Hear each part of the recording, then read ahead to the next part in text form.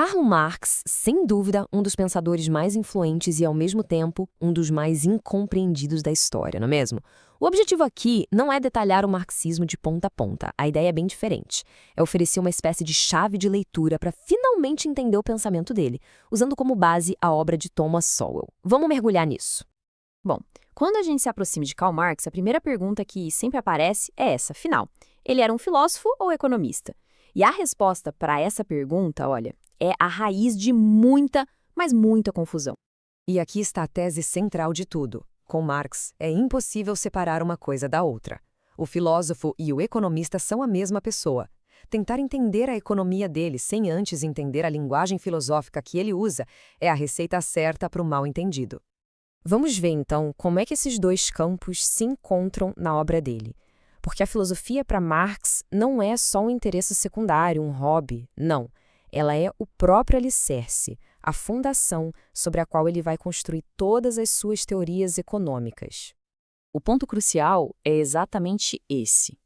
Marx usa uma linguagem filosófica muito, mas muito específica.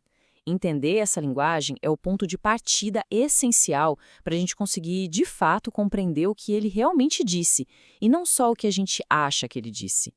E isso nos leva a um problema fundamental, né?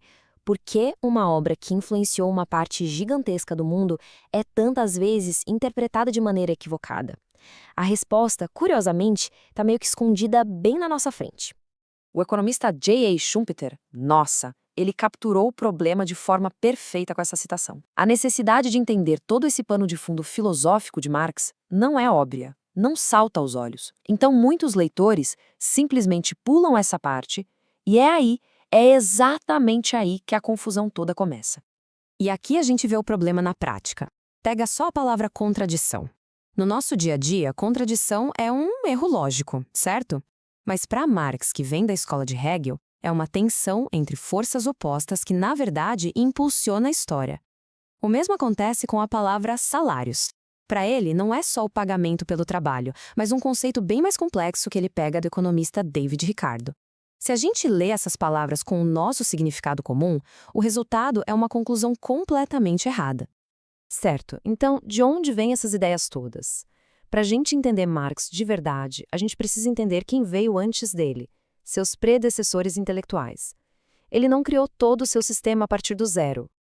E olha, o próprio Marx nos dá a maior pista de todas.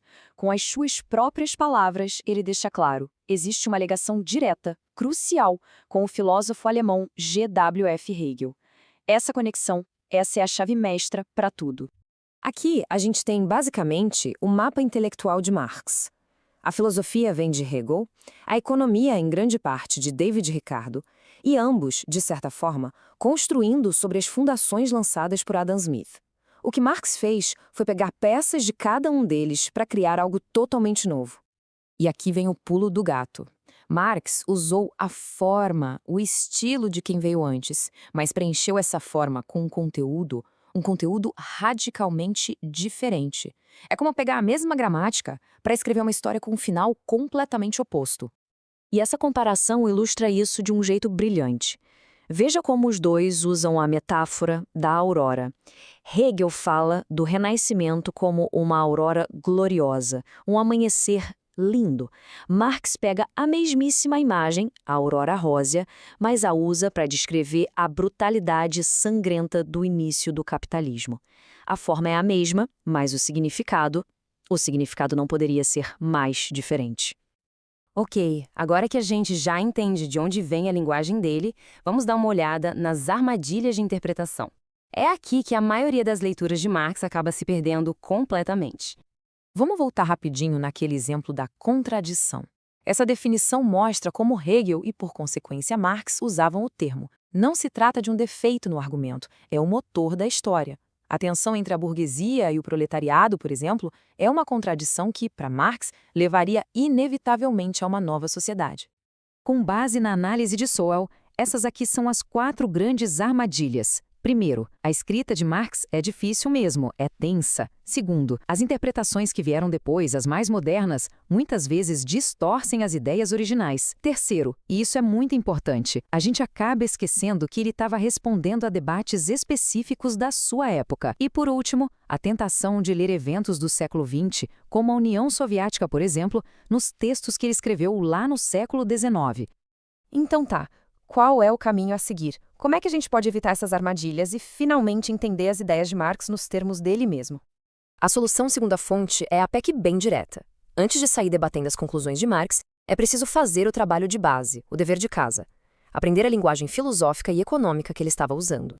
E essa é a grande conclusão. A porta de entrada para a obra de Marx não são as previsões ou as críticas dele, mas sim o dicionário de termos de Hegel e Ricardo, que ele adotou e transformou.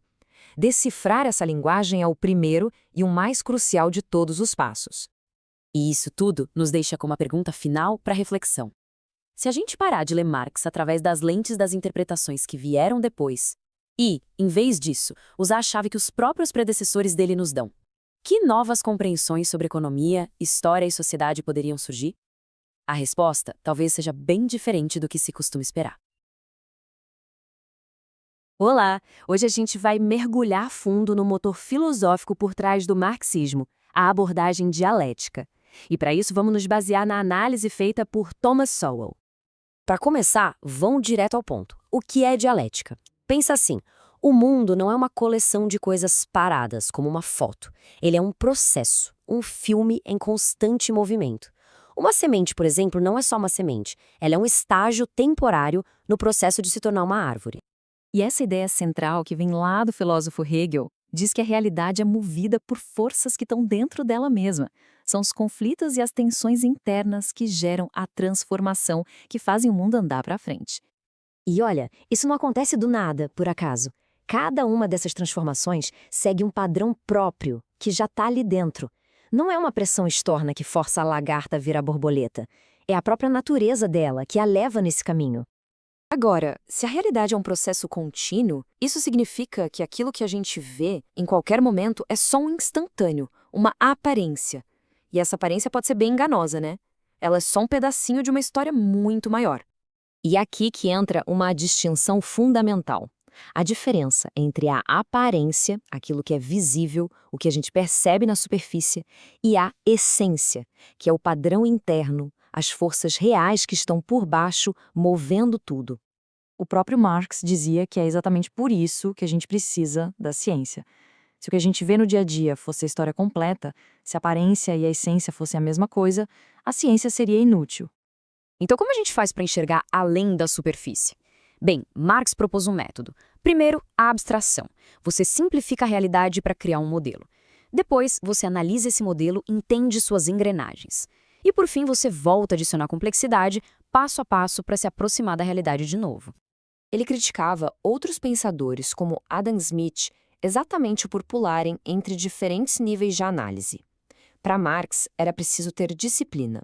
Ou você analisa o todo, o abstrato, ou analisa o específico, o concreto. Misturar tudo só criaria confusão. Agora, essa forma de pensar não fica só na economia, não. Ela se expande e cria uma base ética completamente diferente, onde o contexto histórico se torna basicamente tudo. Se tudo é parte de um processo, se cada fase é só um degrau necessário para a próxima, então a ideia de verdades eternas, de soluções finais, de algo sagrado e imutável, simplesmente se desfaz. E isso nos leva a um conceito bem poderoso e, vamos ser honestos, bastante polêmico, a justificação histórica. A ideia é que cada fase da história foi necessária e, por isso, se justifica dentro do seu próprio tempo e contexto. E segundo a análise que Sowell faz de Marx e Engels, esse princípio foi levado ao ponto de justificar historicamente fenômenos como a escravidão, não como algo bom, mas como uma etapa necessária no desenvolvimento das forças produtivas daquela época. Mas, e aqui está o pulo do gato, essa justificação tem data de validade. O que era justificado ou até progressista numa época pode se tornar um obstáculo, algo reacionário, na época seguinte, quando as condições mudam. E esse mesmo processo dialético, essa mesma dinâmica, se aplica não só à grande história da humanidade, mas também ao potencial de cada indivíduo. E isso pode levar a dois caminhos completamente opostos. De um lado, a gente tem o ideal, o desenvolvimento pleno, livre, mas do outro, em certas condições, acontece o oposto, a alienação. É quando as nossas próprias criações, o mercado, o Estado, a tecnologia, se viram contra nós e passam a nos controlar. E essa frase do Marx é simplesmente brilhante para ilustrar isso. A tragédia que ele via no capitalismo não era só a pobreza material, mas o fato de que o sistema impedia as pessoas de se desenvolverem plenamente, de se tornarem borboletas, mantendo-as presas na fase de lagarta. Essa inversão da relação que é a chave de tudo. As ferramentas que criamos para nos servir acabam nos dominando. É como se a máquina, em vez de ser empregada pelo operador, passasse a empregar o operador. O ser humano vira um acessório da sua própria criação. Para a gente fechar, tem um ponto que é super importante esclarecer. Como o próprio Marx viu o método dele? Era só filosofia abstrata, uma força mística ou era outra coisa? E aqui está a grande virada de chave. Marx basicamente pega a dialética de Hegel e a vira de cabeça para baixo. Para Hegel, as ideias moviam o mundo. Para Marx, são as condições materiais, o mundo real, que movem as ideias.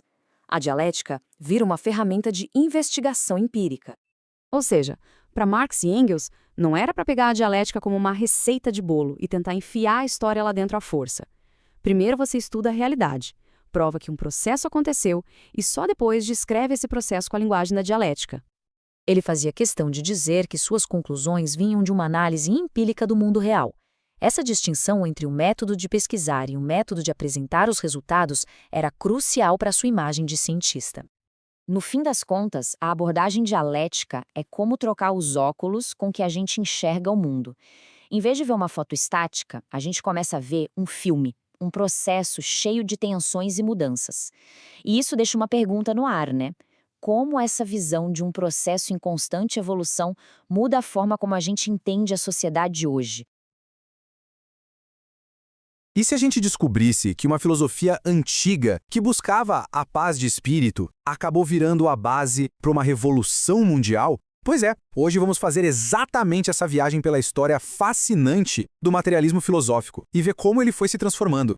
Para a gente entender essa história direito, o nosso roteiro é o seguinte. Primeiro, vamos separar o que é o materialismo filosófico daquela ideia comum de consumismo. Depois, a gente volta lá para a Grécia Antiga para ver como tudo começou. Daí, damos um pulo para o século XVIII para ver uma virada radical e, por fim, chegamos em Karl Marx, que pegou tudo isso e deu um novo sentido, um que mexe até hoje com nossas ideias de liberdade e ética. Então, vamos começar pelo começo, que é desfazer uma confusão muito comum. Quando a gente ouve a palavra materialismo, logo pensa em consumismo, em querer ter coisas, né? Mas olha, o materialismo filosófico é outra história.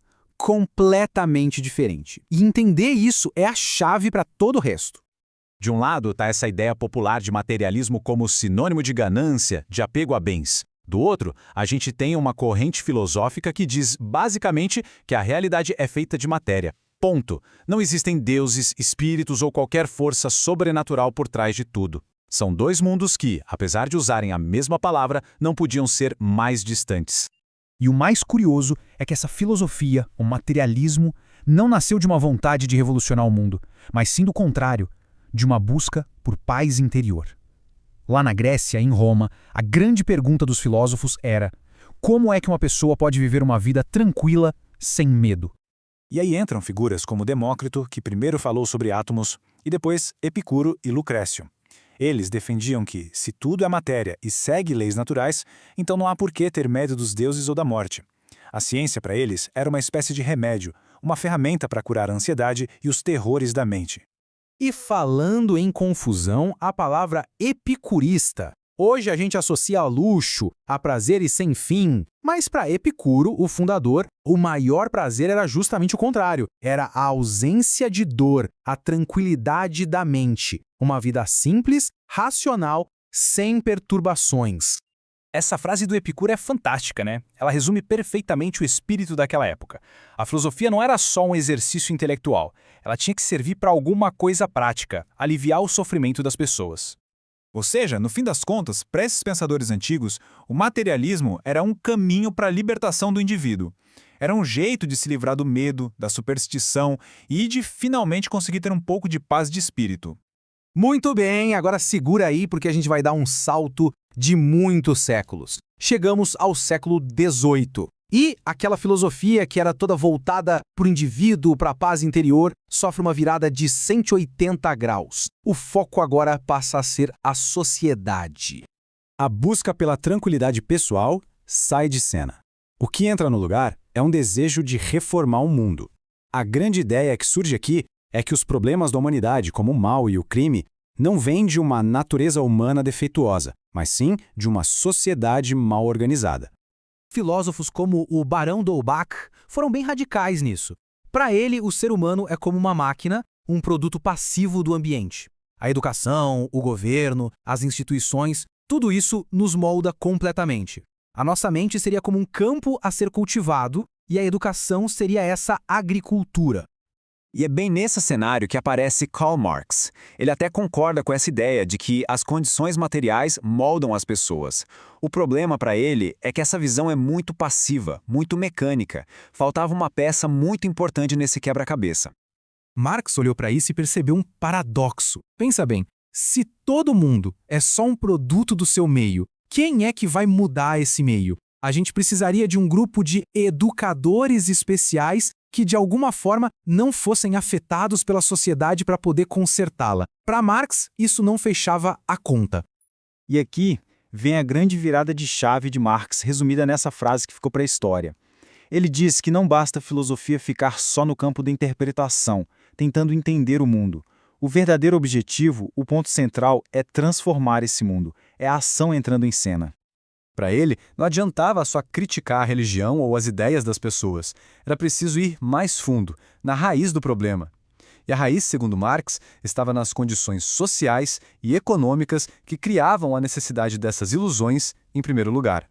É claro, uma visão de mundo tão revolucionária assim acaba bagunçando algumas das nossas noções mais fundamentais, como liberdade e responsabilidade pessoal. E é aqui que a conversa fica ainda mais complexa.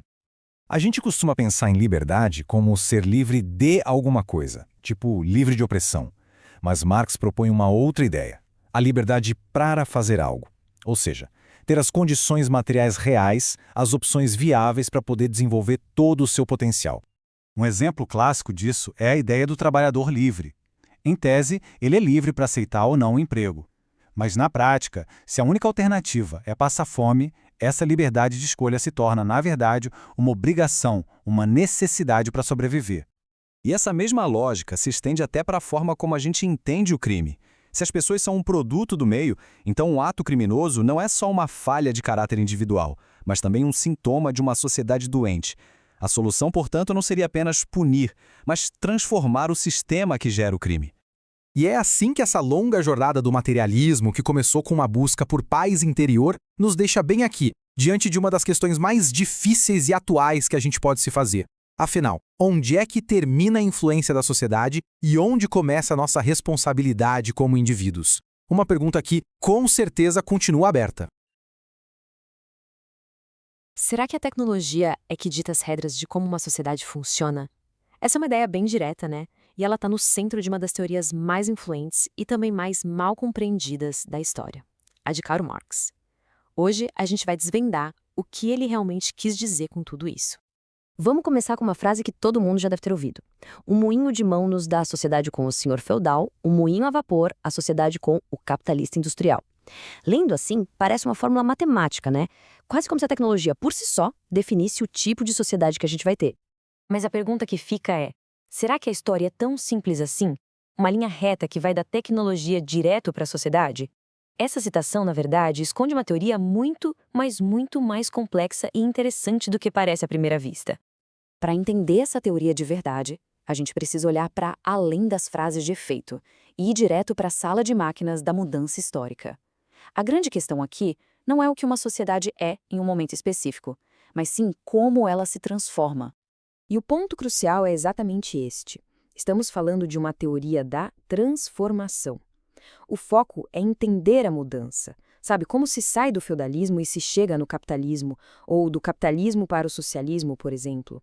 É sobre o movimento da história. Para explicar essa transformação toda, Marx usou uma metáfora muito poderosa, uma metáfora de arquitetura. Entender o que ele chamou de base e superestrutura é sem dúvida a chave para destravar toda a sua teoria. Pensem assim, a sociedade é como um prédio.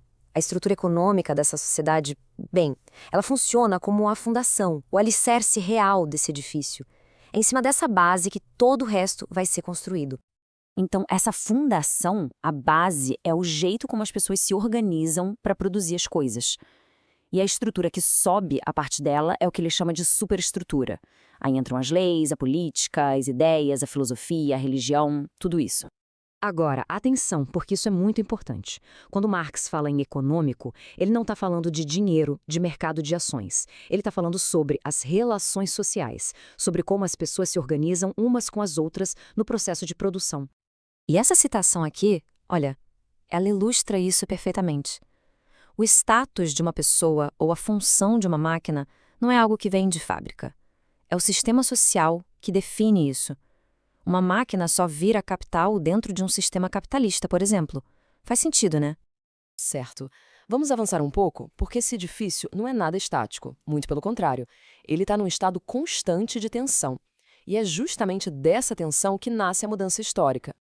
E aqui a gente já quebra um mito bem comum. A ideia de que a base econômica simplesmente determina tudo o resto, numa via de mão única, isso é uma simplificação. A realidade da teoria é bem mais dinâmica, bem mais interativa. Então, em vez daquela seta de mão única, o que Marx e Engels descreviam foi uma interação de mão dupla, uma relação dialética. A base econômica molda a superestrutura, claro, mas a superestrutura também reage e influencia a própria base. É uma via de mão dupla. E olha que interessante, o próprio Engels, parceiro de Marx, admitiu que, na briga com os críticos, eles acabaram simplificando as coisas às vezes. Eles focaram tanto no fator econômico que isso acabou gerando muitos dos mal-entendidos que a gente vê por aí até hoje. É aqui que está o motor da mudança. O conflito, a revolução social, acontece quando o jeito como a sociedade está organizada, as relações de produção, viram um obstáculo, uma espécie de algema, porque a tecnologia e as novas forças de produção tornaram possível. Pensem na burguesia crescendo e batendo de frente com as amarras do feudalismo. É isso. Ok, mas e as pessoas nessa história toda? Onde entram as crenças, as ideologias? Será que somos só fantoches de forças econômicas que a gente não controla? Não, de jeito nenhum. E esse é um ponto fundamental. A teoria não é uma visão cínica que reduz tudo ao interesse econômico. Pelo contrário, ela leva as ideias muito a sério. Elas são as armas dessa batalha. As pessoas lutam e morrem pelo que acreditam, por justiça, por liberdade, por princípios que consideram sagrados. A teoria não nega isso. O que ela busca entender é de onde vêm essas convicções tão fortes e por que elas entram em conflito. E isso nos leva ao conceito de classe, que aqui é bem específico. Não é só um grupo de gente com o mesmo salário. Para ser uma classe nesse sentido, precisa ter um elemento subjetivo, uma consciência de si, uma solidariedade. Ou seja, para existir uma classe, precisa de duas coisas. Primeiro, as condições materiais em comum. E segundo, um laço subjetivo, uma consciência que nasce na batalha comum contra outra classe. Sem essa noção de luta compartilhada, não é uma classe de verdade. É por isso que Marx dizia que os camponeses franceses do século XIX, por exemplo, não formavam uma classe. Mesmo sendo pobres, faltava essa liga política. E aqui está a sacada final, o ponto que amarra tudo. A posição de uma pessoa na base econômica molda a percepção dela sobre coisas que parecem universais, como justiça. E isso leva a conflitos que parecem impossíveis de resolver, porque cada lado acredita sinceramente que está lutando pelos princípios corretos, pela justiça eterna. Certo, agora vamos juntar todas essas peças do quebra-cabeça e ver o quadro completo dessa teoria da transformação social. Resumindo a ópera, o foco é na transformação. Essa transformação é movida pelo conflito entre novas tecnologias e velhas estruturas sociais. Nesse conflito, as ideias e as ideologias são as armas. E, crucialmente, a posição de classe de alguém molda sua própria percepção da realidade. É importante dizer que o objetivo aqui nunca foi criar uma bola de cristal para prever o futuro com 100% de certeza. A ideia é oferecer um método, uma lente poderosa para a gente analisar o passado e entender por que sociedades passam por essas mudanças tão radicais. E isso tudo nos deixa com uma reflexão final e bem provocadora. Se aquilo que a gente considera justo ou racional é, em grande parte, influenciado por nossa posição na sociedade, como é possível encontrar um terreno comum para resolver conflitos? É uma pergunta que, com certeza, ecoa muito além do século XIX e chega com força até os dias de hoje. Olá! Hoje a gente vai mergulhar fundo na teoria do capitalismo de Karl Marx, que, vamos combinar, muitas vezes é bem mal compreendida. E para guiar a nossa conversa, vamos usar como base o livro Marxismo, Filosofia e Economia, de Thomas Sowell. Bom, para começar, a pergunta que não quer calar. O que, afinal de contas, define o capitalismo? A resposta que vem à cabeça de muita gente pode não ser a mesma que o Marx deu, viu? E é justamente essa diferença que a gente vai explorar agora. E olha só que interessante esse contraste. De um lado a gente tem a visão mais popular, né? Capitalismo é propriedade privada e mercado livre. Ponto. Mas aí, do outro lado, vem a resposta do Marx, que muda completamente o foco. Para ele, o centro de tudo é uma relação social específica. É esse o ponto de partida para entender o pensamento dele. Então vamos lá, para Marx, o mais importante era conseguir diferenciar o capitalismo de todos os outros sistemas econômicos que já existiram na história. Por isso, a definição de capital tinha que ser algo muito mais profundo do que a gente imagina. E o motivo é bem simples. Se a gente pensar que capital é só ferramenta, máquina, bom, aí o feudalismo, as sociedades tribais, todas elas teriam capital. Marx não concordava com isso. Para ele, essa definição era superficial demais, porque não capturava aquilo que era único, o que era historicamente específico do sistema que ele estava analisando. Ele queria o pulo do gato, sabe? E aqui está o ponto-chave da coisa toda. Para Marx, capital não é uma coisa, é uma relação. É o poder que faz com que ferramentas e dinheiro se tornem um jeito de comandar o trabalho de outra pessoa para gerar lucro. Ou seja, é uma relação entre pessoas que acontece por meio das coisas. E essa citação do próprio Marx resume tudo de forma perfeita, né? A ênfase total está na relação social entre pessoas. É um olhar muito mais sociológico do que puramente econômico. Certo. Agora vamos ver como essa ideia se desenrola na prática. Como é que funciona essa tal relação social que o Marx viu como o verdadeiro motor do sistema capitalista? Bom, Marx dizia que algumas condições sociais são essenciais para isso acontecer. Primeiro, uma grande parte da população não pode ser dona de fazendas, oficinas, fábricas, nada disso. Eles precisam estar, digamos, livres desses meios. Segundo, a única coisa que essa classe tem para vender é a sua própria capacidade de trabalhar. E terceiro, precisa existir uma outra classe, bem separada, que é dona dos meios de produção em grande escala. Olhando por cima na aparência, parece uma troca justa, né? Um acordo livre, salário em troca de trabalho. Mas o Marx convida a gente a olhar mais fundo, para a essência da coisa. Para ele, o que acontece de verdade é a apropriação do trabalho excedente. Ou seja, o valor que o trabalhador cria além do que custa o seu próprio salário, e é esse excedente que vira o lucro do capitalista. Agora a análise dá uma virada bem inesperada. Porque, ao contrário do que muita gente pensa, Marx não via o capitalismo só como um sistema de exploração. Ele também o via como uma força histórica superprodutiva e necessária. Essa citação do Manifesto Comunista chega a ser chocante para muita gente. Ela mostra um reconhecimento profundo do poder do capitalismo. Marx e Engels não eram cegos. Eles viam a capacidade incrível que esse sistema tinha de revolucionar a produção numa escala que nunca tinha sido vista antes. Para eles, o capitalismo teve um papel histórico fundamental. Ele quebrou as estruturas antigas e paradas do feudalismo e, pela primeira vez na história, criou uma base de riqueza, de abundância, tão grande que tornou possível até imaginar uma sociedade futura sem a divisão de classes. E este gráfico aqui ilustra isso muito bem. Nas sociedades de antes, a pobreza era a regra geral. Então, a divisão entre uma elite que não trabalhava e uma massa de trabalhadores era quase uma necessidade para o avanço da civilização. Já o capitalismo, com essa produtividade imensa, cria a possibilidade, pela primeira vez, de superar essa necessidade histórica. Só que, na visão do Marx, as mesmas coisas que tornavam o capitalismo tão dinâmico também o tornavam instável por natureza. Ele carregava dentro de si as sementes da sua própria transformação. E aqui estão as três principais contradições internas. Primeiro, a luta de classes, que é parte da própria relação entre capital e trabalho. Segundo, as crises econômicas, que ele via como resultado inevitável de uma produção que não é planejada. E terceiro, a tendência de o capital se concentrar cada vez mais.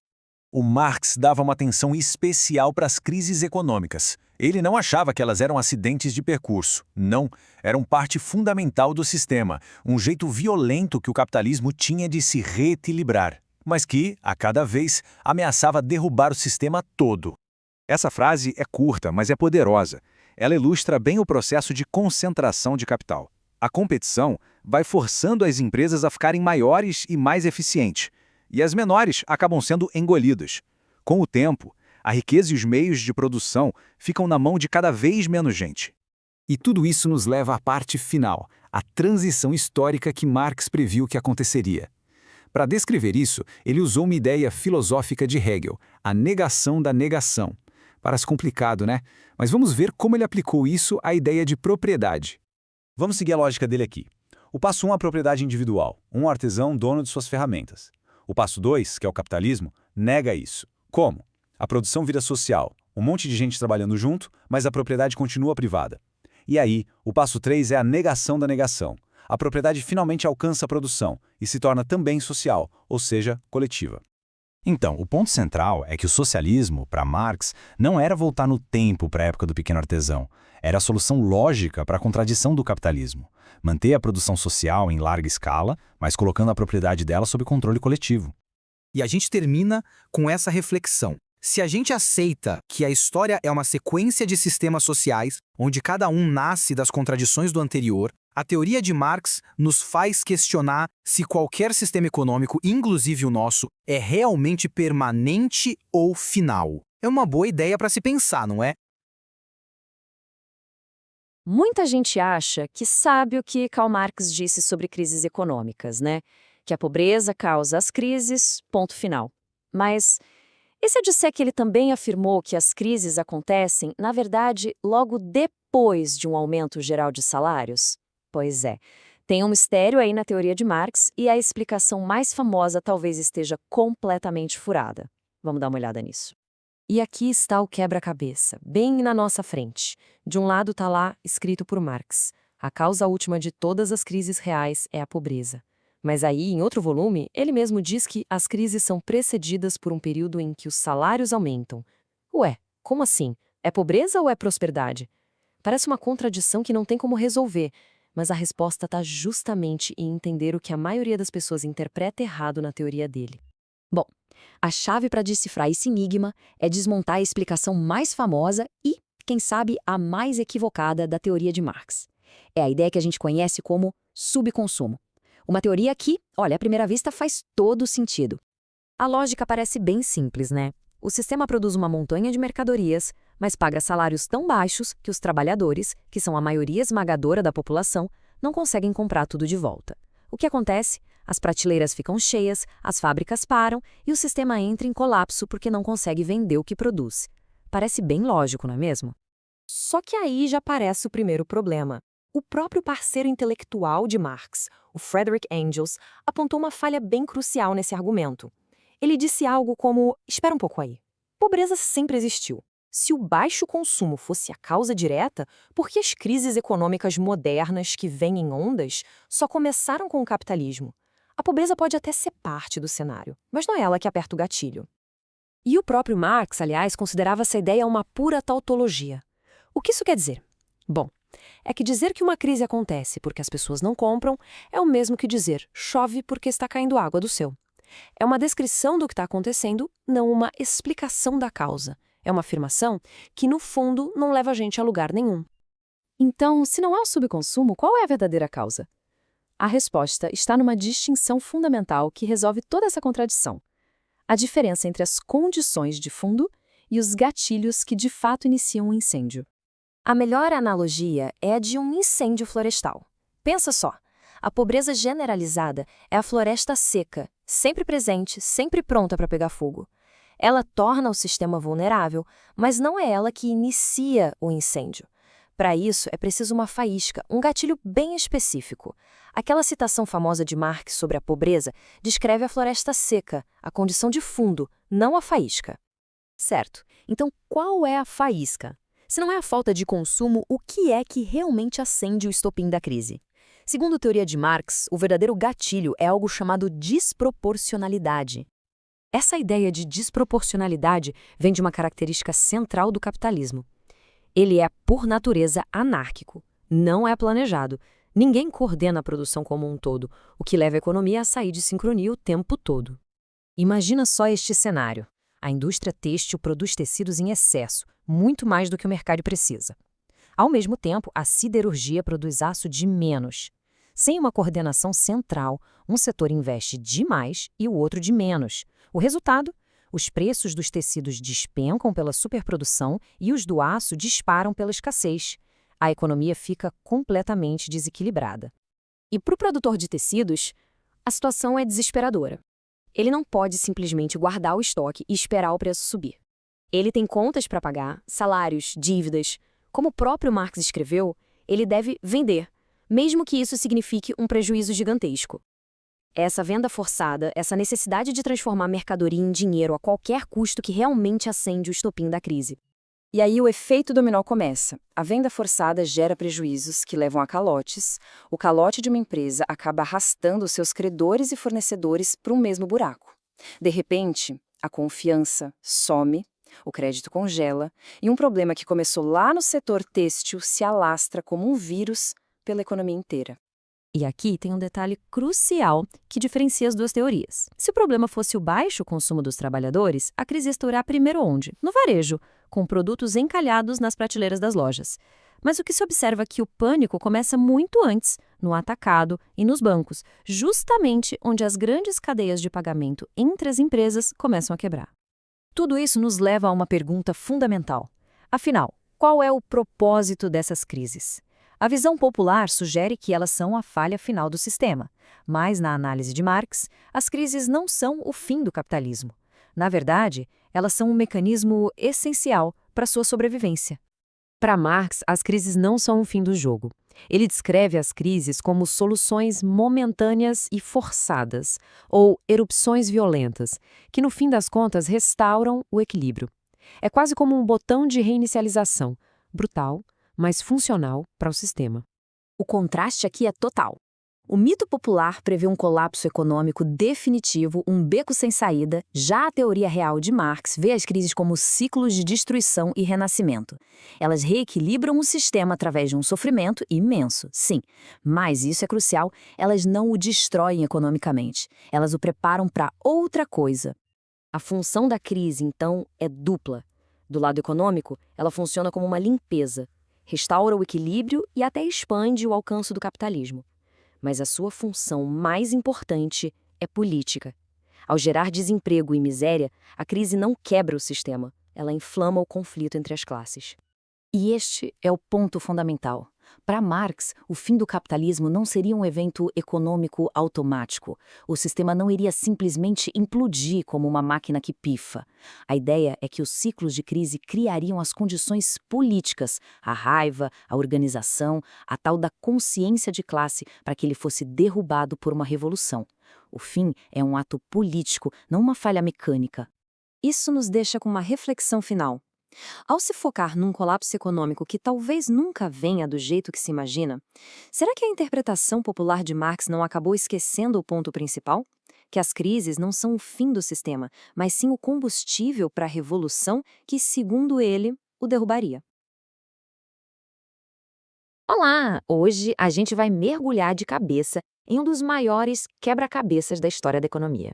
É um enigma sério que por mais de 150 anos deixou todo mundo, de críticos a seguidores, coçando a cabeça. E o mais maluco? Tudo isso gira em torno de uma palavrinha. E essa palavra é valor. Parece simples, né? Mas olha, na teoria de Marx, essa palavra é a porta de entrada para um verdadeiro labirinto. Se a gente entende esse conceito errado, a gente entende errado praticamente tudo que ele escreveu. Então, qual é o segredo por trás disso tudo? O grande segredo é que isso não foi um erro, não foi uma confusão por acaso. O Marx montou esse quebra-cabeça de propósito. Ele não estava escrevendo um livrinho de economia qualquer. Ele estava usando um método que ele chamava de dialético. Basicamente, ele construiu o argumento dele passo a passo, sabe? Camada por camada. Porque ele sabia que a imagem completa só ia fazer sentido lá no final.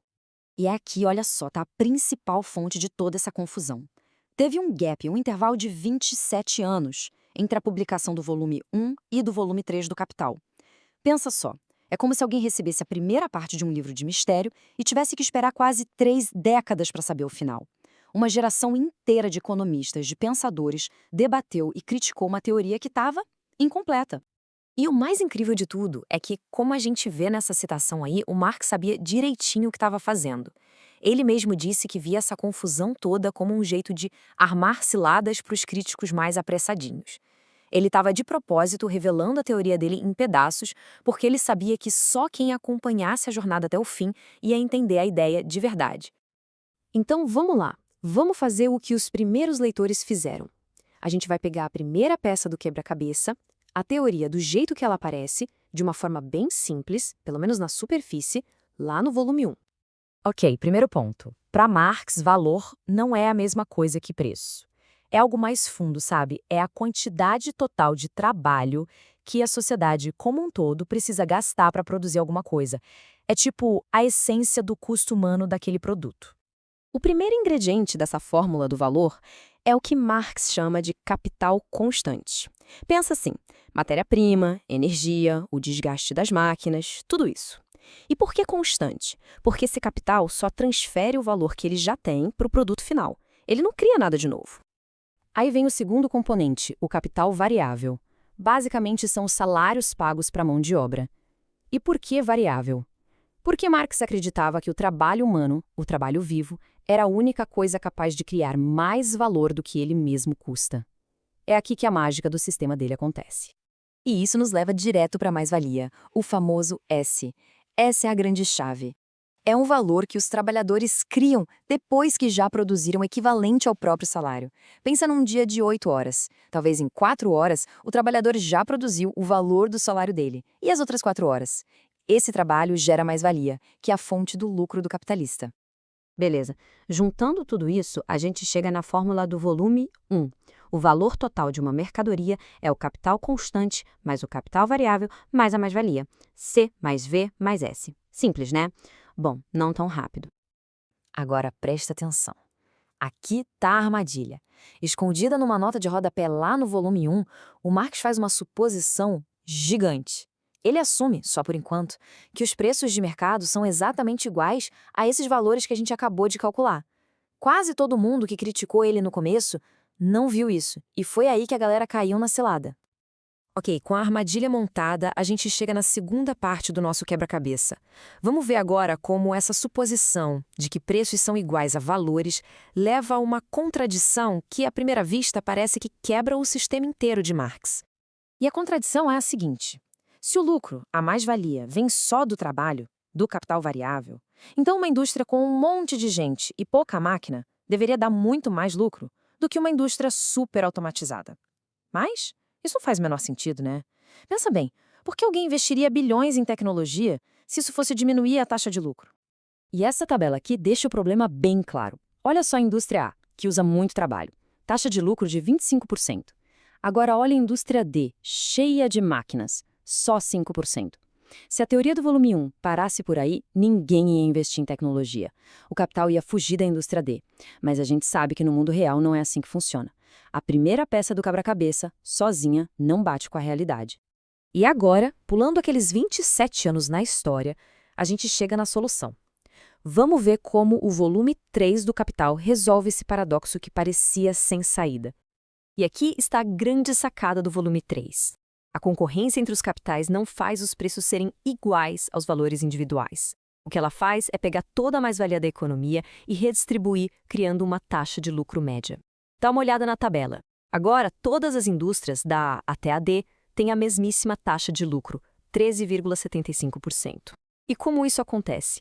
A indústria A, que tem muito trabalho, acaba vendendo o produto dela por um preço abaixo do seu valor. E a indústria D, a mais tecnológica, vende por um preço acima do seu valor.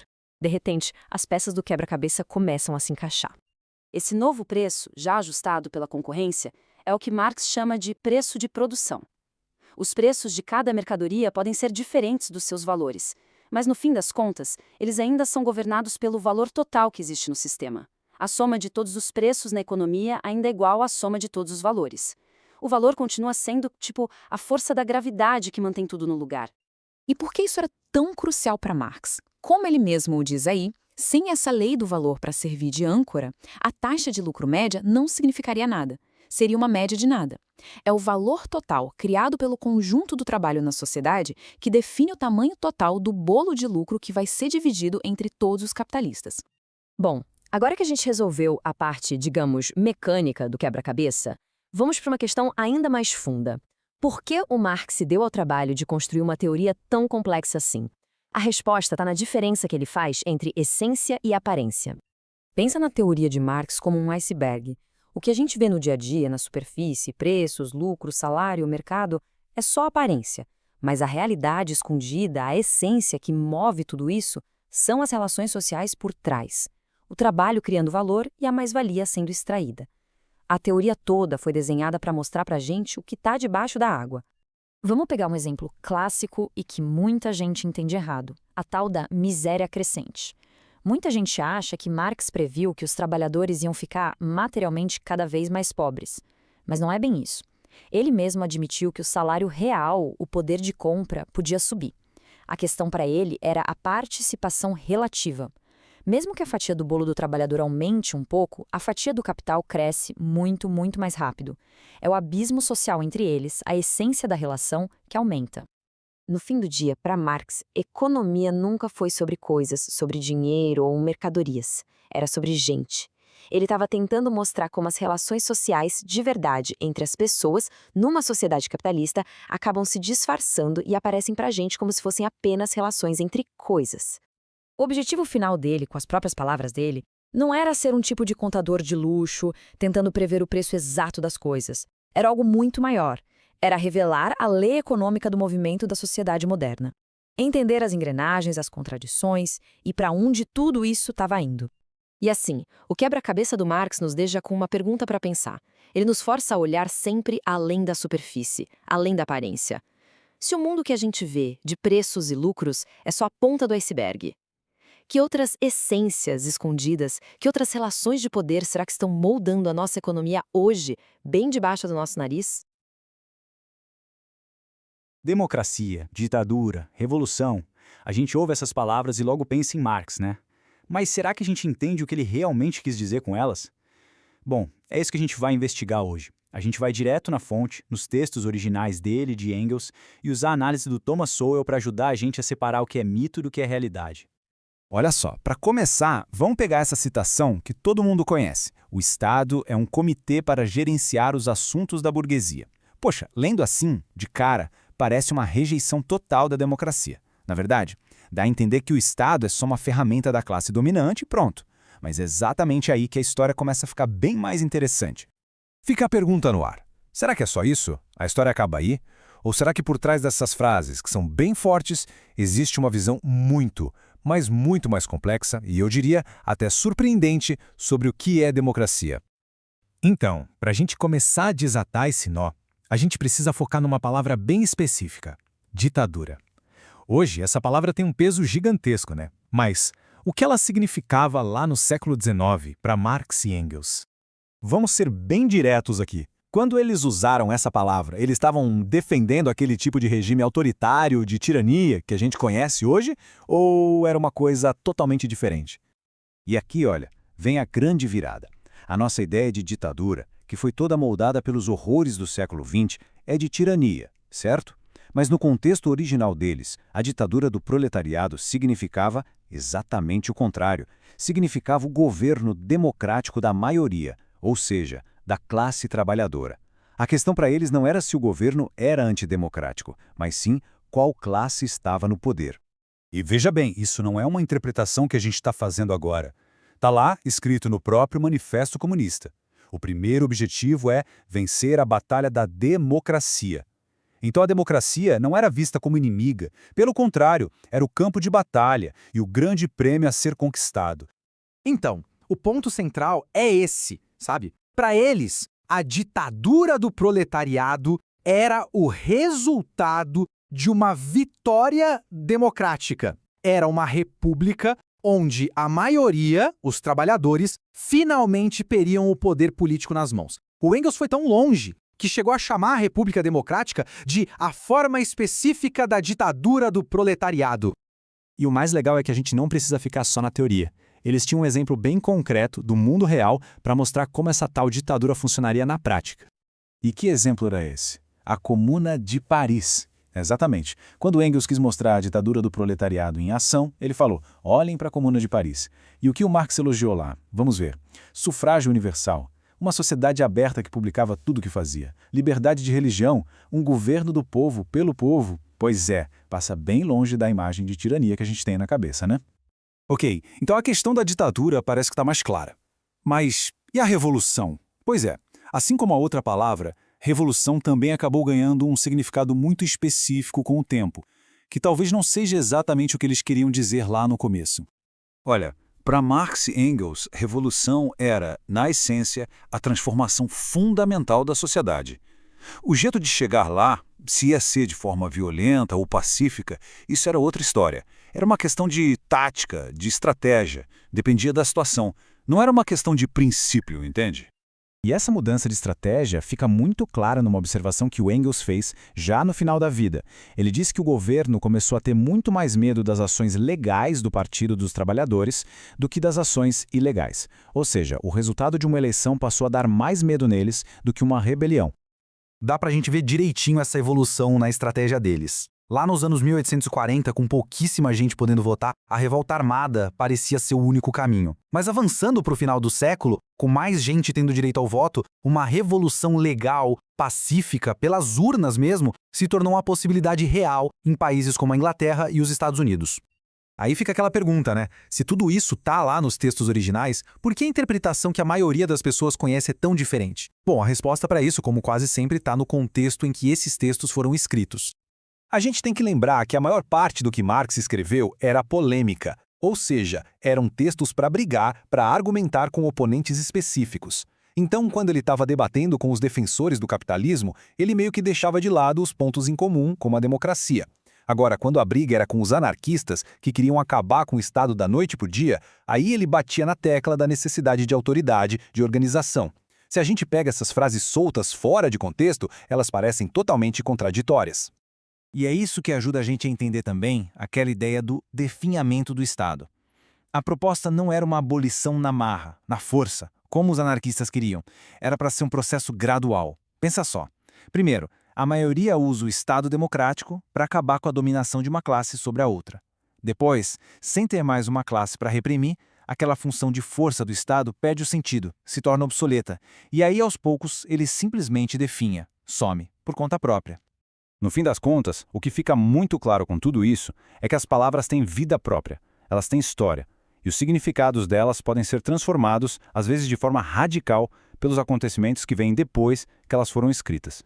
A visão original ali, gente, não era sobre um golpe rápido, dado por uma elitezinha. Não, a ideia era um movimento de massa, um movimento consciente, politicamente sofisticado, que ia levar décadas para se desenvolver, para amadurecer. E tem uma citação do Marx que é, assim, perfeita para a gente entender isso. Ele fala em 15, 20, 50 anos de luta. E não só para mudar as condições materiais, mas para mudar a si mesmos e se tornarem qualificados para o poder. Era um processo de aprendizado, sabe? Para a própria classe trabalhadora se tornar apta a governar. Era uma transformação que vinha de baixo para cima, e não o contrário. Mas aí veio o século XX. E com ele, a história tomou um rumo completamente diferente. Um outro tipo de revolução aconteceu, uma liderada por um pequeno bando de líderes como a dos bolcheviques, e eles tomaram o poder. O problema é que o sucesso dessa revolução fez com que todo mundo olhasse para trás, para os textos de Marx, e interpretasse tudo através da lente do que aconteceu. As táticas deles, a ideologia deles, tudo foi meio que forçado para dentro dos textos originais, como se fosse a única interpretação possível. E isso, claro, mudou para sempre o jeito que a maioria das pessoas entende essas ideias. E tudo isso nos deixa com uma pergunta final, para a gente pensar mesmo. O quanto daquilo que a gente acredita saber sobre as grandes ideias políticas da história vem de fato dos textos originais e o quanto é, na verdade, só a sombra projetada por eventos que aconteceram muito, mas muito tempo depois. Fica aí a reflexão. Sabe, essa imagem aqui é icônica, né? Karl Marx, o filósofo, revolucionário, uma figura que, sem dúvida, moldou o século XX. Mas a verdade é que por trás desse rosto tão conhecido existe uma história bem mais complexa. E é exatamente essa pergunta que a gente vai explorar aqui.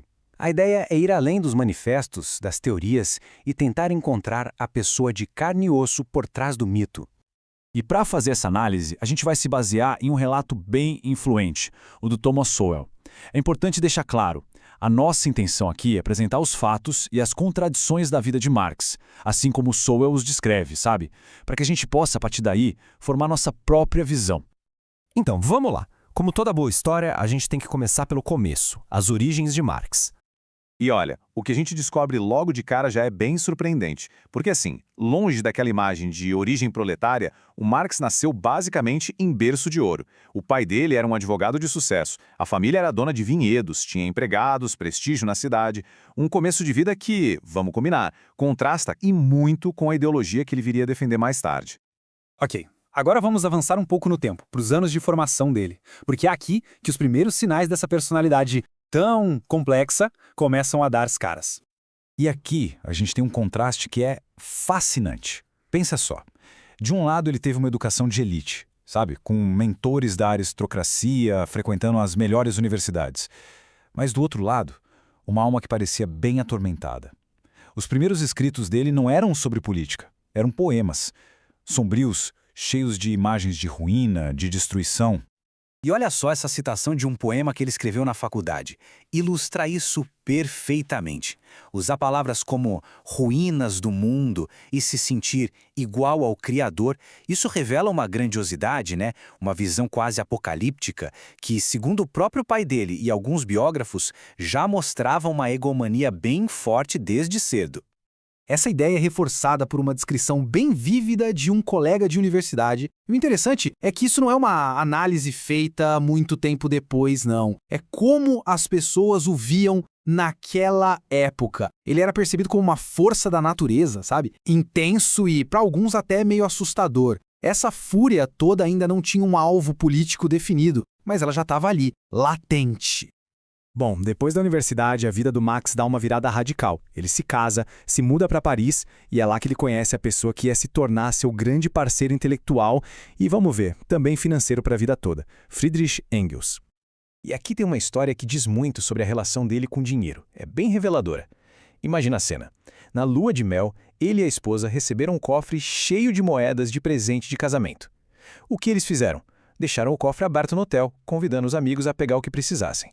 O resultado, claro, o cofre ficou completamente vazio.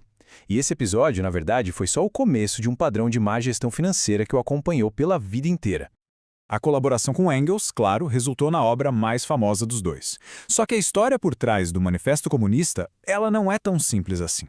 E essa situação aqui de uma carta dá uma pista. O Engels confessa para o Marx que pregou uma peça infernal em alguém. Que peça foi essa? Pois é, o ponto central é esse. O manifesto não nasceu de um grande movimento de trabalhadores, como muita gente pensa.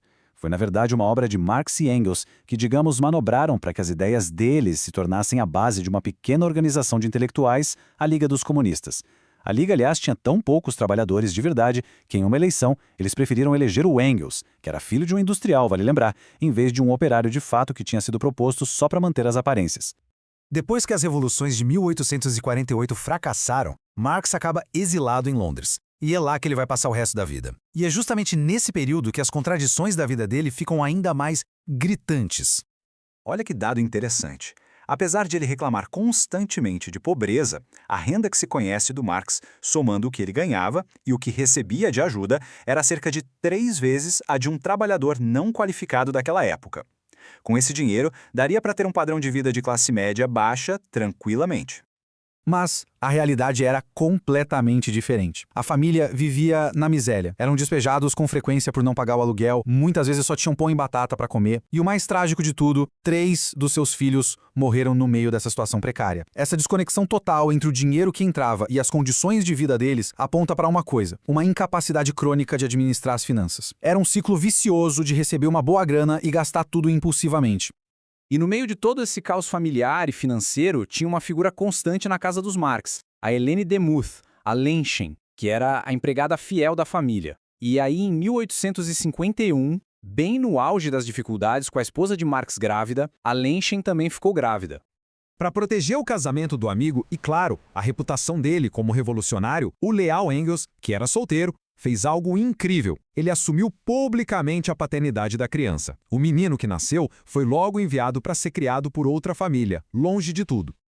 A verdade sobre isso só veio à tona décadas mais tarde. Foi no seu leito de morte que o Engels confessou para uma das filhas de Marx a verdade. O verdadeiro pai do menino, o Fred Demuth, era o próprio Karl Marx. Uma vida inteira de segredos, tudo para proteger a reputação do amigo. E tudo isso nos leva a uma tentativa de síntese, né? Quem era esse homem? Uma figura, como a gente está vendo, de contrastes, chocantes, especialmente quando a gente olha para os relatos de quem o conheceu de perto. E esse paradoxo fica muito claro aqui. De um lado você tem o pai. Um pai que, segundo relatos, era amoroso, gentil, que inventava contos de fadas para os filhos e que tinha como lema pessoal a frase "nada do que é humano me é estranho". Agora, do outro lado, você tem um intelectual implacável, um adversário que tratava qualquer pessoa que discordasse dele com um desprezo absurdo e que chegava a ameaçar aniquilar seus oponentes. São duas faces da mesma moeda. E esse relato aqui do Carl Schurz, que também era um revolucionário da época, é muito poderoso. Ele descreve um homem com uma intolerância absoluta a qualquer tipo de discordância. E essa característica, claro, acabou afastando muitos dos seus próprios aliados ao longo da vida. Mas talvez o aviso mais profético, digamos assim, tenha vindo de um outro radical, o Proudhon.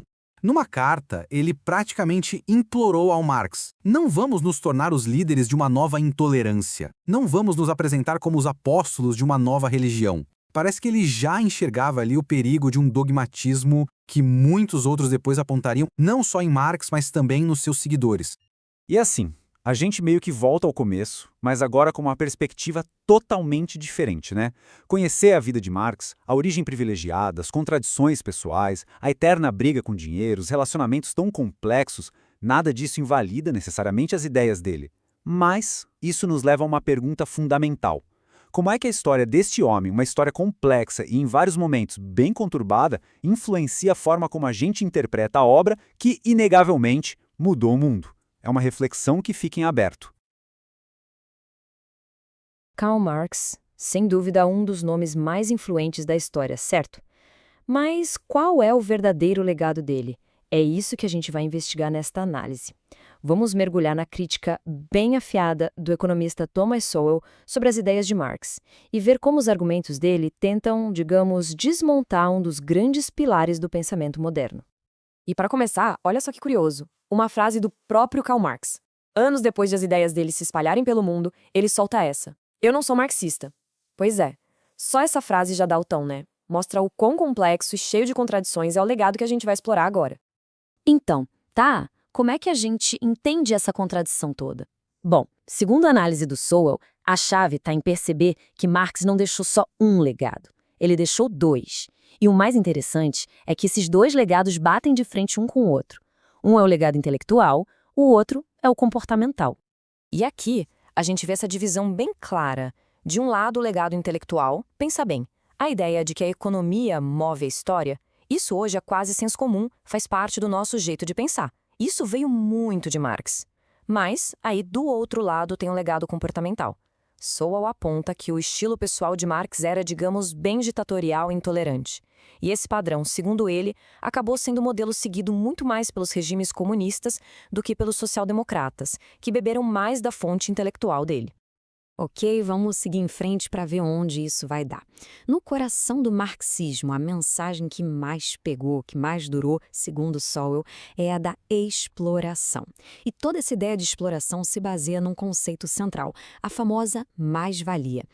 Então, o que é essa tal de mais-valia? De forma bem simples é o seguinte: é a diferença entre o valor que um trabalhador cria com seu esforço e o salário que ele de fato recebe. Para o Marx, essa sobra que não vai para o bolso do trabalhador é a prova, a essência pura da exploração no sistema capitalista. E, olha, o impacto dessa ideia foi gigantesco. Essa citação do Edmund Wilson mostra bem isso. Uma vez que se entende o conceito de exploração de Marx, é como se uma lente nova fosse colocada. As relações econômicas nunca mais parecem as mesmas. A gente é forçado a olhar para além da frieza dos números, sabe? Só que é aqui que a coisa começa a virar. Depois de explicar a teoria de Marx, o Sowell vem com a pergunta-chave. Mas de onde realmente vem essa tal de mais-valia? Ele nos desafia a questionar a base de tudo isso. Porque se o trabalho é a única fonte de todo o valor novo, cadê a prova disso? Como a gente sabe que é só o trabalho? E é aqui que a gente entra no ponto central da crítica do Sowell. Para ele, todo conceito de valor em Marx parte de uma premissa, que não é só falha, é arbitrária. A crítica é a seguinte: a teoria de Marx meio que começa o jogo com a partida já em andamento. Ela assume que a fábrica já existe, que a gestão já está funcionando, tudo pronto. E aí ela simplesmente afirma que todo o valor novo criado a partir dali vem só do trabalho. O que o Sowell diz é: peraí, se tem vários ingredientes fazendo o bolo, como é que se pode dizer que só a farinha é responsável pelo sabor? Pegar o resultado final e dividir só por um dos ingredientes não prova que ele foi a única causa de nada. Claro, o Marx tinha uma contra-argumentação para isso. Ele diria que o capital em si, as máquinas, a fábrica, não é nada mais do que o resultado do trabalho de ontem. É trabalho acumulado. E os capitalistas usam esse trabalho do passado para explorar o trabalho do presente. A analogia que ele usa é forte. É como se um conquistador roubasse o dinheiro de um povo e depois usasse esse mesmo dinheiro para comprar os bens daquele povo. E é para rebater essa teoria do valor-trabalho que o Sowell traz um conceito que muda o jogo, o capital humano. E agora que a análise fica ainda mais interessante, porque a gente vai olhar para algo que vai muito além do simples trabalho físico. O que é capital humano? Bom, não é algo que a gente pega, que a gente toca. É o estoque de conhecimento, de habilidade, de experiência. É o know-how de um gerente, a genialidade de um cientista, a experiência de anos de um operário. Para Sowell, é esse o verdadeiro motor que cria riqueza, e é justamente isso que a teoria de Marx, segundo ele, deixa completamente de lado. E isso engloba um monte de coisa, né? A gente está falando da habilidade de um empreendedor de ter uma ideia nova, do conhecimento de um cientista, mas também da disciplina do trabalhador, dos hábitos de cooperação, até mesmo de coisas que parecem simples, como pontualidade. Não são só os braços trabalhando. É todo um conjunto de conhecimento e cultura que faz a máquina da produção girar de forma eficiente. E para entender o poder disso, olha só esse exemplo histórico. É impressionante. Pensa na Alemanha e no Japão depois da Segunda Guerra. O capital físico deles, as fábricas, estava em ruínas, destruído. Mas o capital humano, o conhecimento, a disciplina, estava lá, intacto. E o resultado? Uma recuperação econômica que muitos chamaram de milagrosa. Agora, olha o contraste com o início da União Soviética. O capital físico estava lá, mas eles aboliram os incentivos, descartaram a experiência de gestão e a economia simplesmente parou, travou. Essa experiência soviética, na visão de Sowell, foi basicamente um teste na vida real, um teste devastador para a ideia de que o trabalho de gestão não importa muito. A realidade se impôs de um jeito tão brutal que o próprio Lenin teve que dar um passo para trás e trazer de volta as odiadas práticas capitalistas, como a nova política econômica, simplesmente para que o país não morresse de fome. E essa falha gigantesca na União Soviética nos leva ao argumento final do Sowell. A grande lição aqui não é sobre se os líderes tinham boas ou más intenções. A questão é muito maior. É sobre a importância dos sistemas, porque os sistemas econômicos têm regras próprias, que funcionam, quer as pessoas dentro deles queiram ou não. E o mais irônico de tudo, essa ideia de que o sistema é mais forte que as intenções de cada um, vem do braço direito de Marx, o Friedrich Engels. É ele quem diz isso. O que mostra que, no fundo, o próprio marxismo não é uma teoria sobre gente boa contra gente má. É uma teoria sobre como os sistemas produzem resultados. Muitas vezes resultados que ninguém planejou. E aqui a gente chega num paradoxo bem interessante. O próprio Marx entendia isso. Ele sabia que não era a bondade do capitalista que trazia benefícios para os consumidores. Era a ganância dele, dentro de um sistema de competição. Era esse sistema que, ao forçar todo mundo a competir por lucro, acabava sistematicamente baixando preços e incentivando a inovação para o bem de todos. E esse último contraste aqui é fatal. No capitalismo, o que move a inovação é a esperança, mesmo que pequena, de um lucro extraordinário. Isso faz as pessoas correrem riscos, tentarem o impossível. Agora, no modelo soviético, o que acontecia, os próprios líderes deles admitiam: sem recompensa pessoal pelo risco, os gerentes fugiam da inovação como o diabo foge do incenso. Era mais seguro fazer o de sempre o testado e não arriscar nada. E a gente termina com essa provocação. No fim das contas, a crítica do Sowell nos força a pensar no poder dos incentivos. Talvez a questão mais importante não seja quem tem as melhores intenções. Talvez a pergunta certa seja: qual sistema cria os incentivos certos para gerar progresso e prosperidade para todo mundo? Fica aí a reflexão. Hoje, a gente vai mergulhar na análise que o Thomas Sowell faz da economia marxista para explorar uma ideia central, a de que o sistema de Marx, apesar de umas sacadas geniais, tinha um ponto cego fundamental. E olha, para a gente entender de verdade a crítica do Sowell, o ponto de partida é meio surpreendente. A gente começa com algo que o próprio Sowell admira no Marx. É que o Marx, ele mesmo, foi um dos raríssimos socialistas que conseguiu sacar uma dinâmica essencial do capitalismo. Uma coisa que, olha, tantos críticos quanto muitos seguidores dele acabam deixando passar. Ele percebeu o seguinte: a competição, essa ganância pelo lucro, é o que força os capitalistas a estarem sempre buscando jeitos de produzir mais barato. E com todo mundo competindo, essa economia acaba chegando no bolso do consumidor, com preços mais baixos. É uma sacada genial, vamos combinar? Então fica a pergunta, né? Se o próprio Marx entendia isso tão bem, o que foi que o sistema que ele criou não conseguiu enxergar? Quais foram as peças que ficaram de fora desse quebra-cabeça? Ok, então vamos entrar no primeiro grande ponto aqui, a motivação para inovar.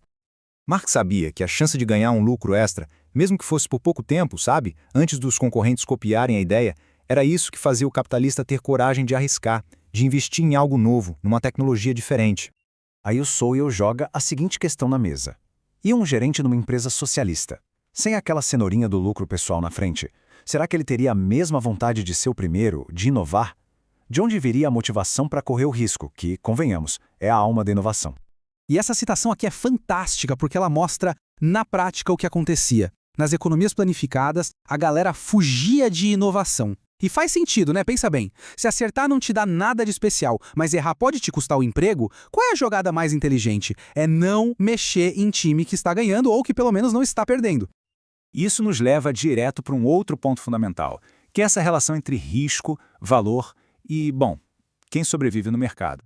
E para ser justo, é bom dizer que o Marx tinha uma noção disso. Ele tinha esse conceito de trabalho socialmente necessário, que no fundo quer dizer o seguinte: não importa quanto trabalho se colocou em algo, se ninguém quiser comprar, aquilo não tem valor. Simples assim. Mas e aqui está o pulo do gato do Sowell. A análise do Marx foca só nas empresas que deram certo, nas que sobreviveram. Só que, ao fazer isso, ela ignora todo o processo de competição e fracasso que permitiu que essas empresas tivessem sucesso. É aquela história, né? É como tentar entender as chances de ganhar na loteria estudando só quem já ganhou. E o mais fascinante é pensar no papel das empresas que quebraram. Elas não são só fracassos, elas cumprem funções vitais. Elas tentam adivinhar o que o consumidor vai querer, elas bancam o risco financeiro da produção, elas são as primeiras a tentar uma inovação que, de cara, dá prejuízo. Ou seja, elas preparam o terreno para quem vem depois e acerta. E por todo esse trabalho, elas não ganham nada. Bom, e tudo isso nos traz para uma escala maior, a macroeconomia. Como é que os diferentes sistemas lidam com as crises? O ponto do Sowell é que desequilíbrios ou desproporcionalidades vão acontecer sempre. Em qualquer economia complexa, onde quem produz não é quem consome, isso é inevitável. A grande questão não é se as crises acontecem, mas como a economia reage e comunica que algo está errado. Numa economia de mercado, os preços são os mensageiros. Eles flutuam, sobem, descem, eles trazem as notícias, mesmo que sejam ruins. O desemprego, por mais doloroso que seja, é um sinal claro, visível, de que tem recurso sendo desperdiçado. Já numa economia planificada, dá para esconder isso. Dá para dar um subsídio para manter uma fábrica ineficiente aberta, por exemplo. O desperdício está lá, escondido, mas está lá. Existe uma falsa estabilidade, mas o problema continua debaixo do tapete. E aí a gente chega no que talvez seja a crítica principal de Sowell, que não é sobre um detalhe ou outro, mas sobre a estrutura inteira do sistema de Marx. O Sowell faz uma distinção bem importante. Uma coisa é o que o Marx sabia e comentava aqui e ali de passagem. Outra coisa é o que o sistema dele, a teoria formal, conseguia explicar. E segundo Sowell, coisas como risco, talento, habilidade, tudo isso ficou de fora. Não porque Marx não soubesse que existia, mas porque o modelo dele foi construído para ignorar esses fatores. E o mais irônico é que Sowell usa uma frase do próprio Marx para fechar o argumento. Marx disse que o rótulo de um sistema engana não só quem compra, mas muitas vezes quem vende. A sugestão aqui é que o próprio sistema marxista, com suas regras, acabou enganando o próprio Marx, impedindo que as observações mais amplas dele fossem incorporadas na teoria. E no fim, a gente fica com essa pergunta que é uma provocação. O que é mais injusto? Um sistema com recompensas desiguais, onde quem assume riscos pode ganhar muito, ou um sistema que, na tentativa de igualar, acaba sufocando a própria inovação que gera progresso para todo mundo? É uma questão de trade-off, de escolhas difíceis que essa crítica do Sowell coloca na mesa. Fica aí a reflexão. Muito obrigado pela companhia e até a próxima. Bem, nessa análise, a gente vai mergulhar em como o economista Thomas Sowell desafiou algumas das ideias mais centrais do marxismo. É uma perspectiva que pode surpreender sobre teorias que, de fato, moldaram o século XX. Pois é, a Grande Depressão, ela abalou o mundo. E para muitos intelectuais daquela época, parecia ser a prova final, a confirmação de que as previsões de Karl Marx sobre o colapso do capitalismo estavam se concretizando. Mas o que é mais irônico é que o próprio Karl Marx fez um alerta que, curiosamente, se alinha com o que Thomas Sowell diz que foi a verdadeira causa de todo o desastre. Vamos dar uma olhada nisso. Então vamos começar por aqui, pelo primeiro ponto central, a Grande Depressão. A história que a gente geralmente ouve culpa o capitalismo, mas o Sowell ele oferece uma interpretação bem diferente, com o foco todo nas ações do governo. O Sowell basicamente vira essa narrativa de cabeça para baixo. Ele argumenta que o problema não foi o livre mercado em si, mas sim a intervenção do governo, uma péssima gestão da moeda e políticas que acabaram desestabilizando todo o comércio internacional. E aqui vem um ponto que é, crucial. Aquela ideia de que os capitalistas estavam lucrando com a crise, na verdade, não se sustenta. Os dados mostram que as perdas foram gigantescas, com os lucros caindo de forma ainda mais acentuada que os salários. Agora vamos para o segundo grande argumento de Sowell. Ele ataca de frente uma das previsões mais famosas de Marx, a de que a vida da classe trabalhadora ia, inevitavelmente, piorar sobre o capitalismo. Mas será que foi isso mesmo que aconteceu? Para a gente entender bem a crítica do Sowell, primeiro a gente precisa definir o conceito, né? A teoria da miséria crescente de Marx dizia que, com o passar do tempo, os trabalhadores ficariam cada vez mais pobres, cada vez mais explorados.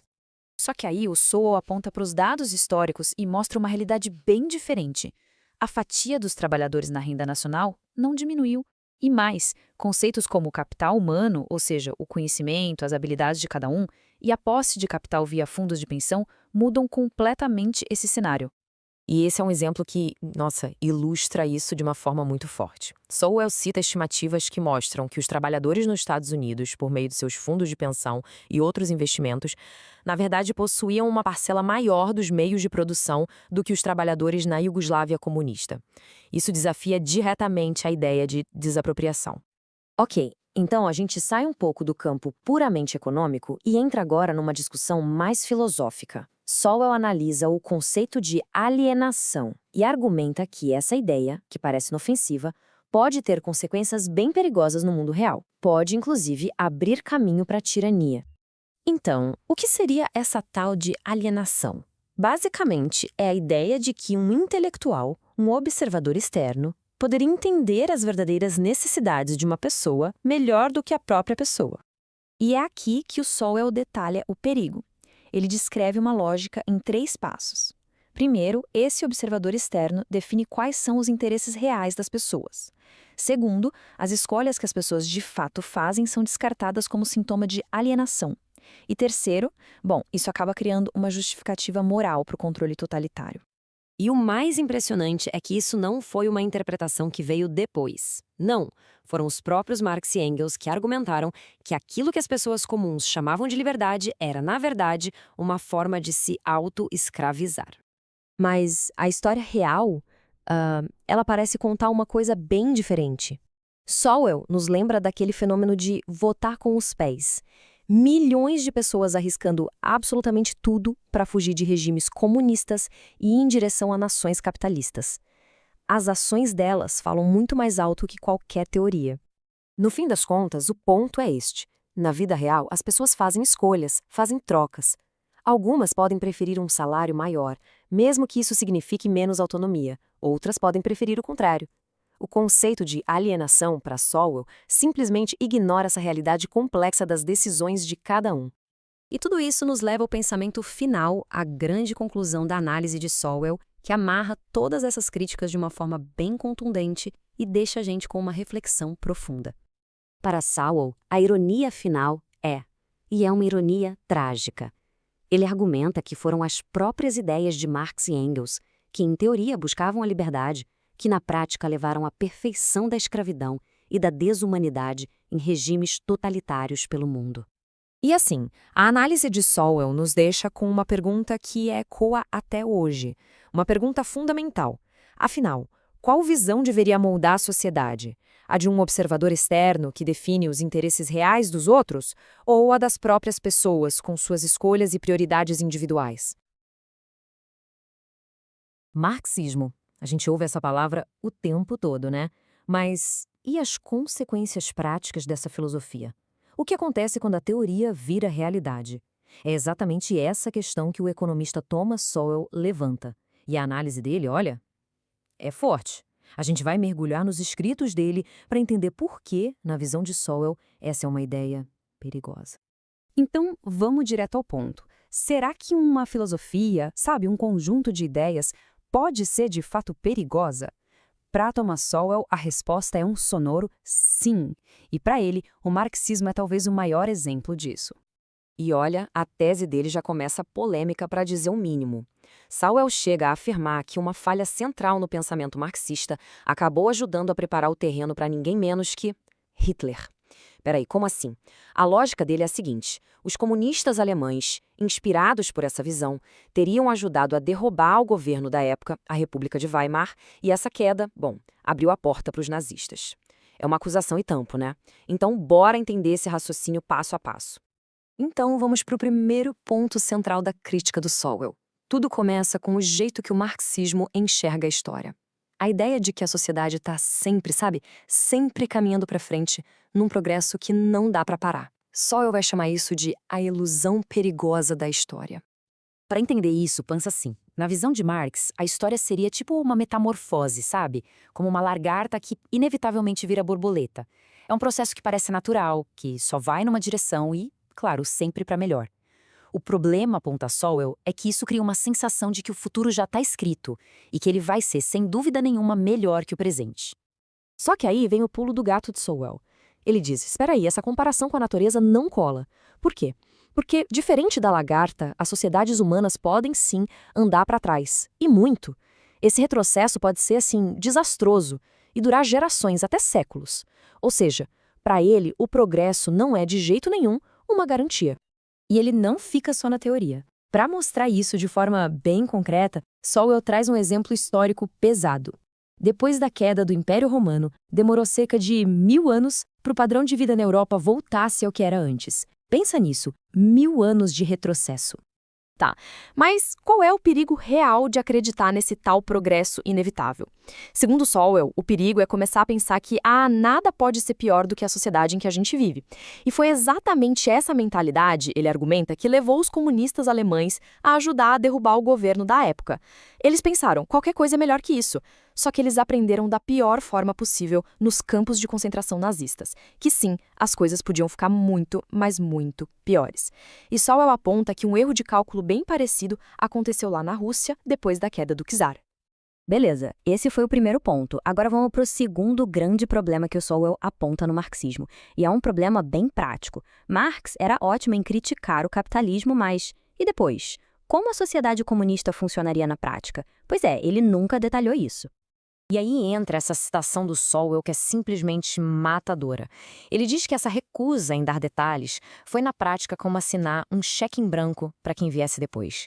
Pensa bem, isso permitiu que líderes como Lenin, Stalin e outros simplesmente preenchessem esse vazio do jeito que eles quisessem, sem nenhum roteiro, sem nenhum limite deixado por Marx. E uma parte crucial desse cheque em branco foi uma mudança radical no próprio conceito de liberdade. A gente pode pensar assim, a liberdade marxista seria a liberdade para alcançar um objetivo social maior. Já a liberdade que eles chamavam de burguesa, a tradicional, é a liberdade de alguma coisa, tipo a proteção do indivíduo contra o poder do Estado, contra a tirania. O que Sowell diz é que, ao focar totalmente na primeira, a segunda foi, completamente esmagada. E o resultado disso tudo, Sowell chama de experimentos traumáticos. Populações inteiras foram, na prática, transformadas em cobaias humanas, tudo em nome de uma utopia que ninguém sabia direito como seria. As consequências a gente conhece. Fome que matou milhões na Rússia e na China, privação e miséria generalizadas e o fim de qualquer proteção do indivíduo contra um Estado todo-poderoso. Isso nos leva direto para o terceiro ponto da crítica de Sowell, que é bem pesado. Como conceitos filosóficos que parecem super abstratos acabaram servindo de justificativa para a violência mais brutal no mundo real. A ideia aqui é um negócio que Sowell chama de justificação histórica. A lógica é mais ou menos a seguinte: se uma ação, não importa o quão terrível ela seja, ajuda a história a seguir seu caminho inevitável, então, tá valendo. Na prática, o que Sowell está dizendo é que isso virou uma espécie de licença para matar. Uma carta branca para que os revolucionários fizessem qualquer atrocidade em nome de um futuro idealizado. E as consequências, claro, foram trágicas. Sowell lembra que o próprio Marx chegou a defender o terrorismo usado na Comuna de Paris, lá atrás. E isso, infelizmente, foi só o começo. Essa mesma lógica de que os fins justificam os meios foi usada para legitimar as carnificinas de Lenin, de Stalin, as atrocidades do Pol Pot no Camboja. E o detalhe assustador é que essas justificativas continuaram sendo usadas muito depois que as revoluções já estavam consolidadas no poder. E chegamos ao último ponto da análise de Sowell. E esse é sobre o legado do marxismo no debate no campo das ideias. Sobre como essa filosofia, segundo ele, mudou a própria forma como as pessoas conversam e discutem.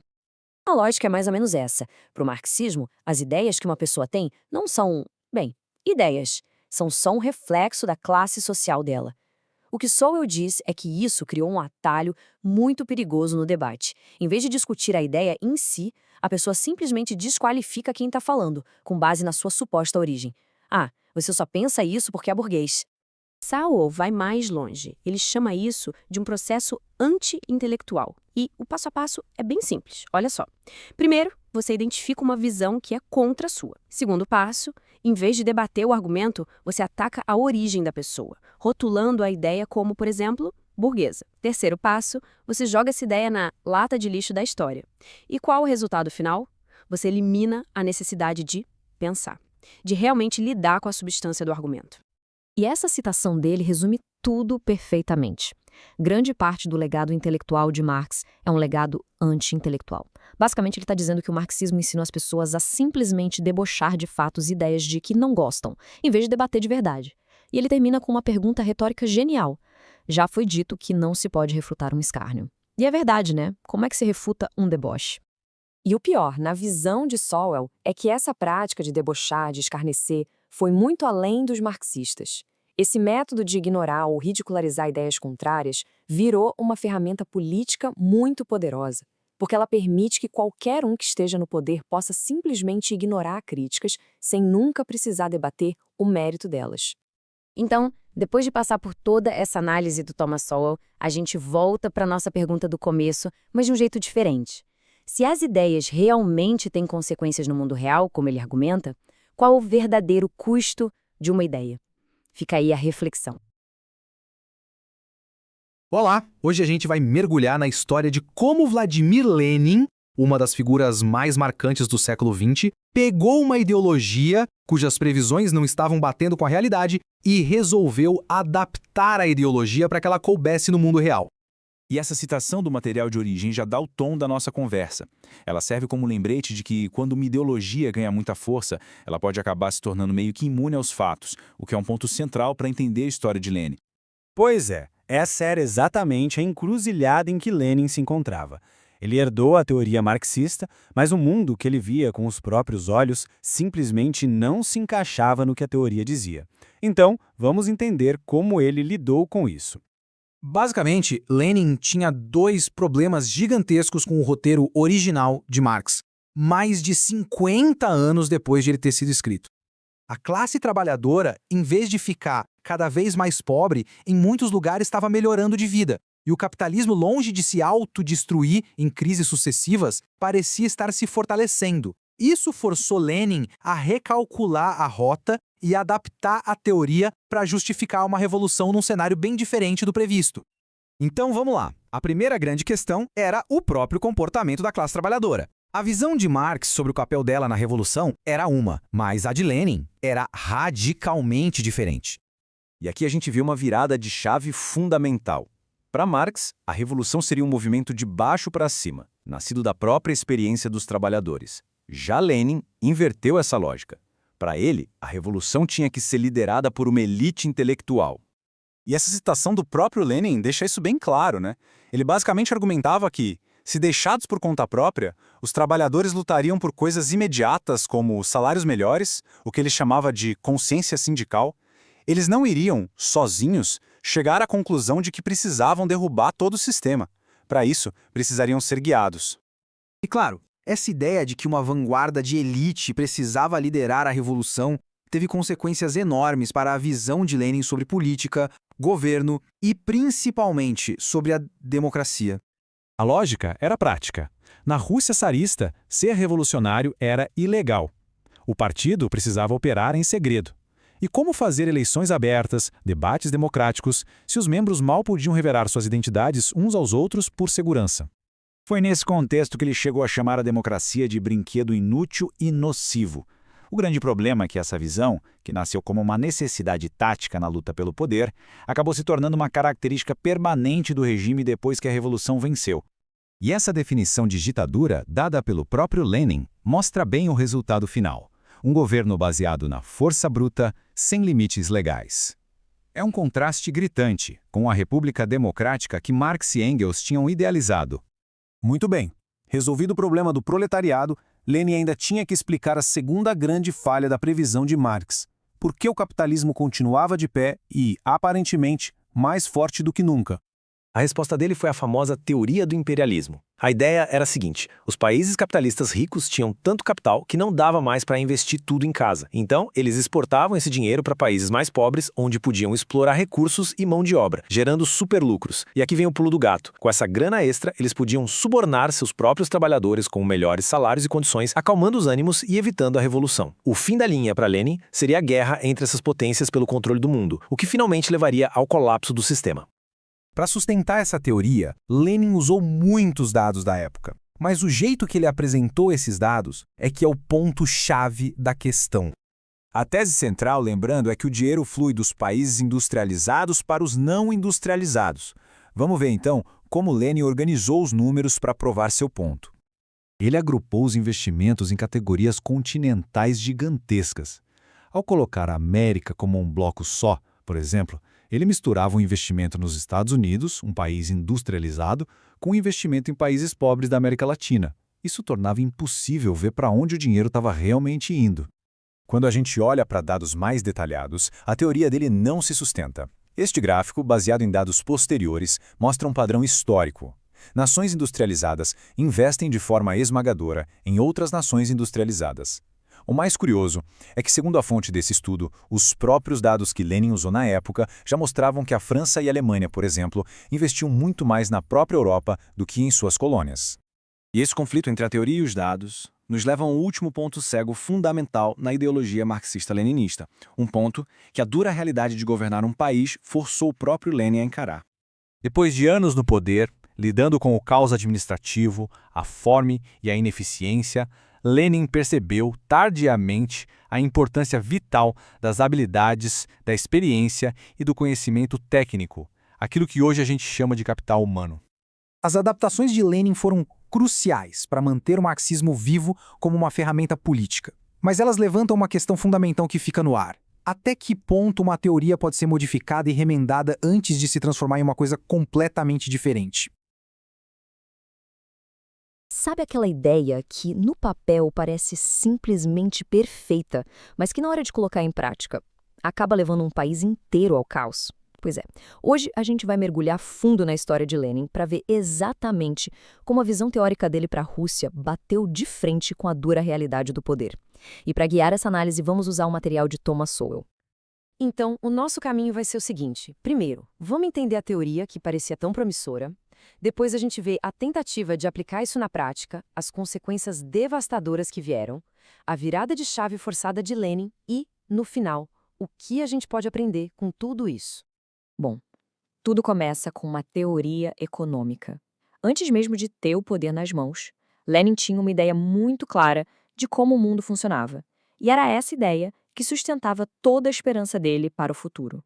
A ideia central era mais ou menos assim: o capitalismo só sobrevivia porque ele exportava seus problemas, ou melhor, seu capital excedente, para países menos desenvolvidos. Funcionaria como uma válvula de escape, sabe? Para evitar que o sistema todo implodisse por dentro.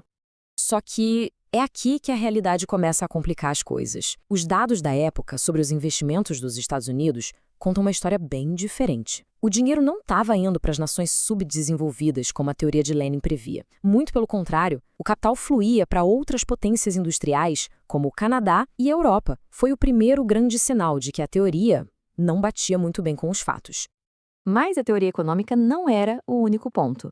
Lenin também tinha uma visão, digamos, surpreendentemente otimista e perigosamente ingênua sobre o quão fácil seria governar um país inteiro. Para Lenin, as engrenagens complexas do Estado não passavam de burocracia. Ele realmente acreditava que o capitalismo já tinha simplificado tudo a um ponto que, olha, qualquer pessoa que soubesse ler e escrever poderia assumir o controle. Era uma visão que simplesmente descartava a necessidade de especialistas. Essa ideia desvalorizava completamente qualquer tipo de experiência ou conhecimento especializado. Para ele, governar é basicamente fazer as 4 operações de matemática. Uma simplificação que, como a gente vai ver, teria consequências trágicas. E então, a teoria encontrou o mundo real. O que acontece quando ideias tão simplistas são usadas para governar uma nação inteira? O resultado foi uma colisão violenta e as consequências foram, para dizer o mínimo, catastróficas. O resultado imediato foi o colapso. Aquela economia que parecia tão fácil de gerenciar na teoria simplesmente desmoronou, levando o país à mais completa ruína. E com o colapso econômico veio a fome. A produção e a distribuição de alimentos, que na teoria eram só contabilidade e controle, falharam de um jeito desastroso, deixando a população sem o básico para sobreviver. No fim das contas, a visão simplista de governança não levou a um paraíso dos trabalhadores, não. Levou a uma devastação nacional e a um sofrimento humano em uma escala gigantesca. A crise era total, em todos os lugares. Faltava combustível para tudo. Os camponeses, em protesto, destruíam as próprias colheitas. Os trabalhadores, a base da revolução, tomavam as ruas. E o ponto máximo da crise veio com o motim dos marinheiros de Kronstadt, que até então eram os apoiadores mais leais do regime. Completamente encurralado pela realidade, Lenin foi forçado a fazer o impensável, a admitir o erro e dar um cavalo de pau na sua política para tentar salvar o que ainda restava. E é aqui que a gente vê a grande ironia da história. Antes da Revolução, Lenin dispensava os especialistas. Depois, no meio do caos, ele foi obrigado a admitir que precisava deles, e desesperadamente. A mesma classe que ele tinha jurado destruir, agora era a única salvação. Dá para acreditar? Em 1920, Lenin condena o tal espírito anti-especialista, exatamente a mesma ideia que ele tinha defendido com unhas e dentes antes. Uma reviravolta de 180 graus, forçada pela dura realidade que ele mesmo ajudou a criar. Mas afinal, por que isso tudo aconteceu? Qual é a lição mais profunda que fica dessa história tão trágica? Vamos agora para a análise final do nosso material de base.